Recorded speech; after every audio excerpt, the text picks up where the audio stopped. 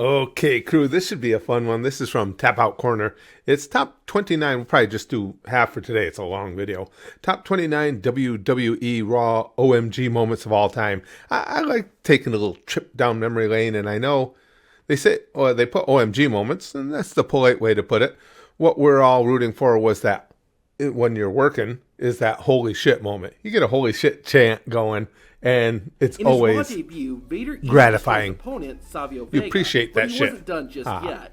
Vader delivered a second Vader bomb to the veteran and then headbutted a referee and powerbombed another one. Vader was so out of control that interim WWE president Gorilla Monsoon had to confront him. get up, get in his Monsoon face. was disgusted by Vader's actions and decided to suspend him indefinitely. The monster did not take it well and slapped the president. In turn, Monsoon fought back and attacked with a series of chops, but the Hall of Famer made a fatal mistake by taking his eyes off the monster. I don't remember this. Monsoon, a lot of people may not be aware because not all of you are a million years old like me. Monsoon was a pretty good worker. Was actually a very good wrestler in his day, and he had that that whole interaction with Muhammad Ali in the ring that led up to the Ali Inoki fight, where Inoki was kind of disappointed the way he approached it. Vader delivered a splash, an elbow drop, and a final devastating Vader bomb on the retired wrestler. Fans were stunned, and what made this moment so... That was a super...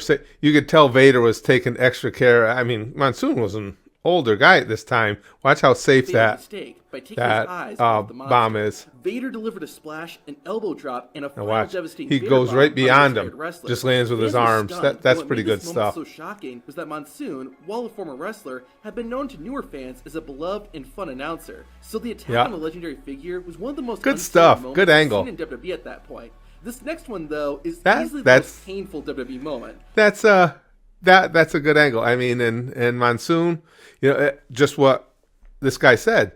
He was to the people that were watching at that point, they know him as this big teddy bear of an announcer. So if you're a man, at least, makes that angle. McMahon has done a lot of crazy things over the course of his career. He's jumped from insane heights and taken some brutal punishment. He's a man with little fear. Gotta give him credit for that. His mother, Linda, Shane had no problem trying to get revenge on his own. But maybe he should have been a bit more cautious. On the September 1st, 2003 episode of Raw, Shane McMahon was told all night that something bad would happen to him. Shane didn't listen and headed out to the ring. Raw General Manager Eric Bischoff first came out to confront him, but the lights suddenly went out, and the Big Red Machine attacked McMahon from behind. Kane handcuffed Shane and then reached under the ring and tossed water on McMahon's helpless body. Then, in one of the most strangest attacks... I forgot about this one!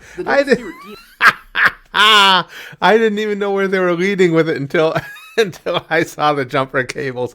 That's good shit. I don't care what anybody says. That's good stuff. And the other to a car battery. Sparks started flying as McMahon screamed in pain. Thankfully, Rob and Dan saved the day, and perhaps the future children of Shane. But for that moment, Shane O'Mac was the most electrifying man in sports entertainment. Oh, okay. That was... Listen, I can never fault anybody for going for the obvious joke because that's my MO. That's what I do. If it's easy and obvious, I'm going to make the joke. Just Maddie beat me to it. In 2001, WCW went out of business and that was good stuff. The company. They brought in a number of WCW wrestlers, but there's a few notable names missing. One of them was Goldberg. Yeah, I remember that. Until 2003. In the final segment of Raw, Rock was basking in the glow of his victory. These are some fun moments to relive. The night prior at WrestleMania. But then, some familiar music hit. Rock will tell you this right.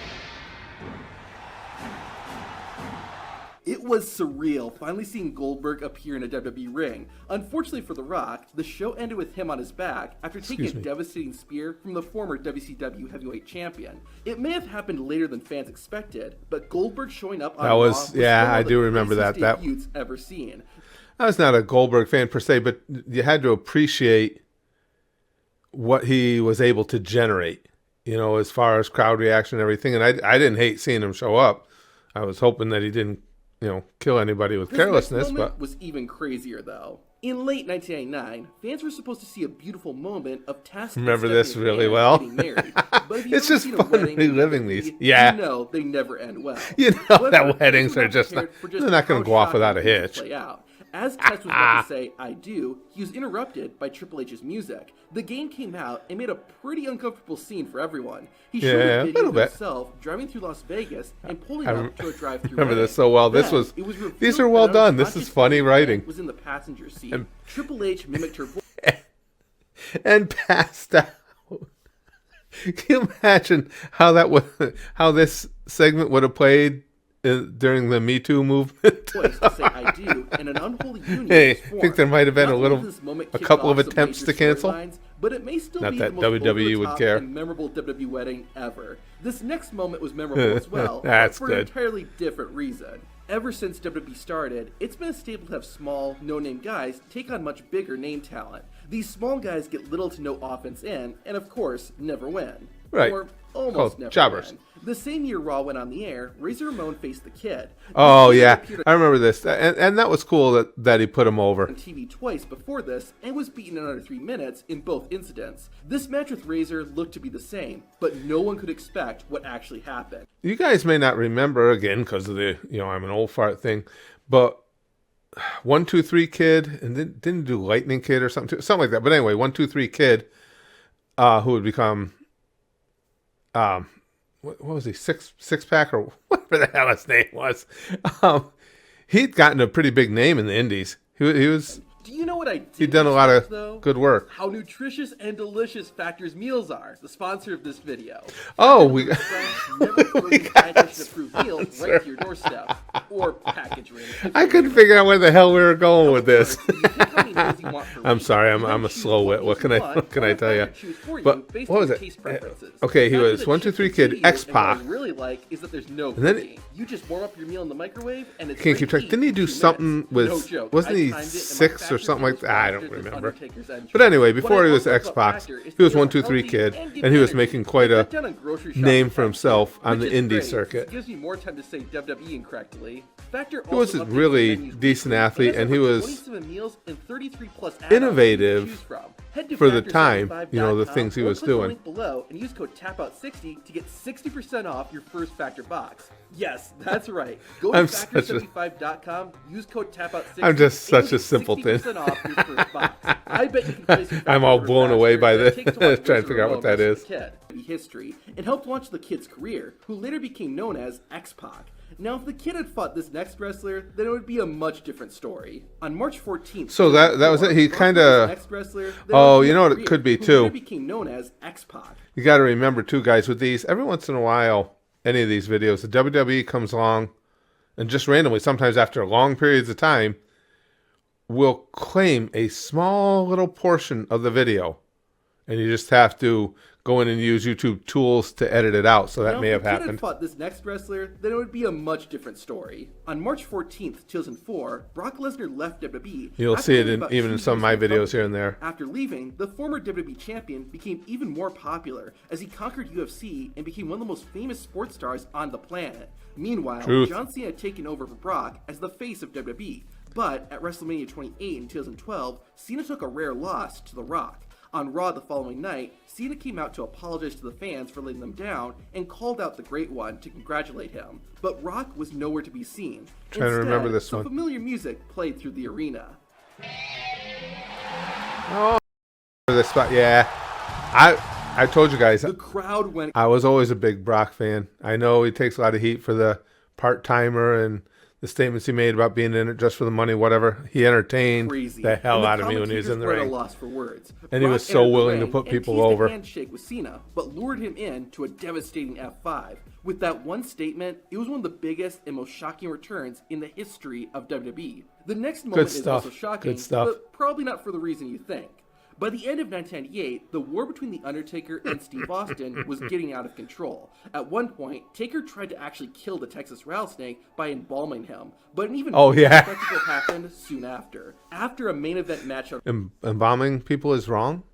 Noted. Raw, featuring The Rock and The Undertaker versus Austin and Mankind, Taker knocked out Stone Cold with the ring bell. The dead man then carried Austin up to the entryway, where he was greeted by Druids. Undertaker ordered them to tie Stone Cold to a large symbol, which clearly was a cross. As the symbol rose, that distinctly. Music began to play, and The Undertaker had basically crucified Austin. Even though WWE downplayed the religious symbolism, it's still one of the most shocking images ever seen on Raw. Come on, that was good imagery. This moment, though, was so good okay, so it relates a little to By 2013, religious imagery. Mark So Henry wow. enjoyed a long and successful run in WWE.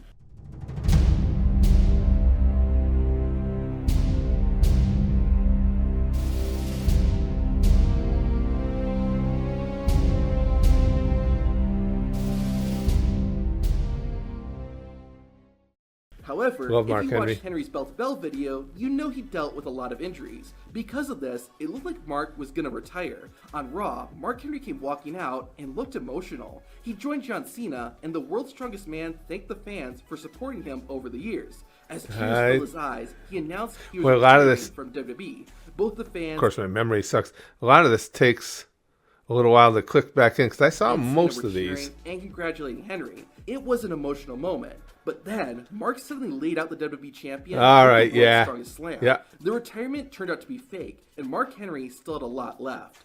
Oftentimes, WWE moments are ruined because the fans know what's going to happen. But everyone bought into this retirement. Fans also That's true, too. It's nice when something doesn't get spoiled by the rumor mill. Chris Jericho and Kevin Owens turned into the best of friends. Or so we thought. For months, the two charismatic Canadians were inseparable. They taped together, interfered in each other's matches. We all knew that this was destined for failure at some point. This team up Festival of Friendship as most in honor of his best friend, Kevin Owens. Jericho showered KO with presence and appreciation. Owens returned the favor by giving... Okay, that's quite the present. Can you imagine being the artist that gets contacted by the WWE or on WWE staff and gets told to paint that? A new list. A list of KO. Kevin Owens then attacked Chris Jericho and threw him into a TV, shattering the screen. It was so sad to see a great pair of friends become enemies like this, but it made for a great OMG moment. Number 20 was also pretty good, and you'll see why. At SummerSlam 1997, Stone Cold you knew that breakup was coming. By Owen Hart. Yeah. Because of his injury, Austin was not medically cleared to compete. Stone Cold. That's uncomfortable even to watch that pile drive delivered. I'm just was always so shocked that Owen did that he didn't.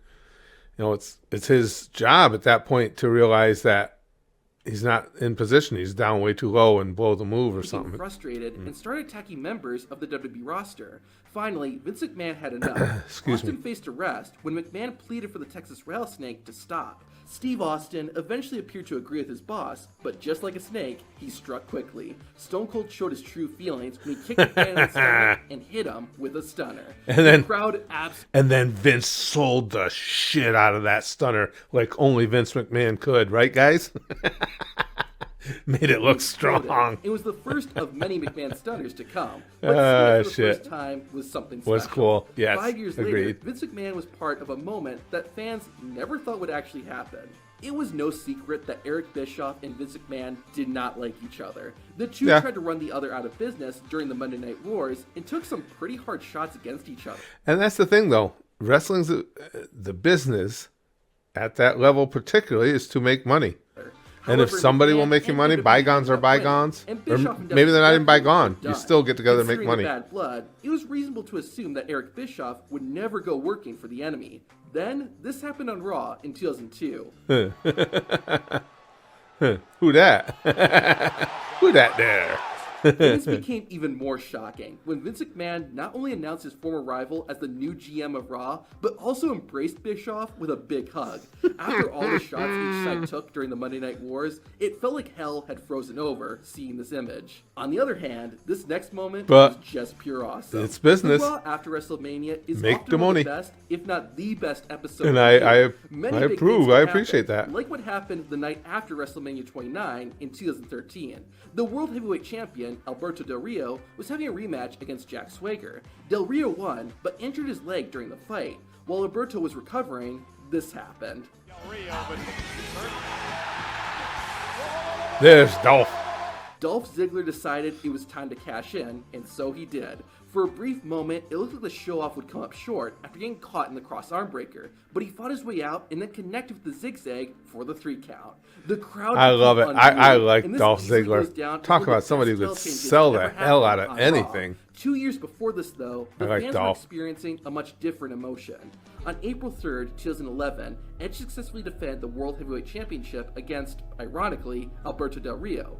Then, 8 days later... I was never a big Del Rio fan. I mean, just for me, he was like kind of meh to me. After almost 14 years in WWE, Edge's career was over. The announcement made the Rated R superstar choke up a bit, but he still talked about his career and how his dream was always to become a wrestler. Edge was in such good spirits during this that it made you wonder if it was part of a storyline, but he meant everything he said. Of course, this wasn't the end. Nearly 9 years later... Yeah, I was going to say, it was quite a while later, though.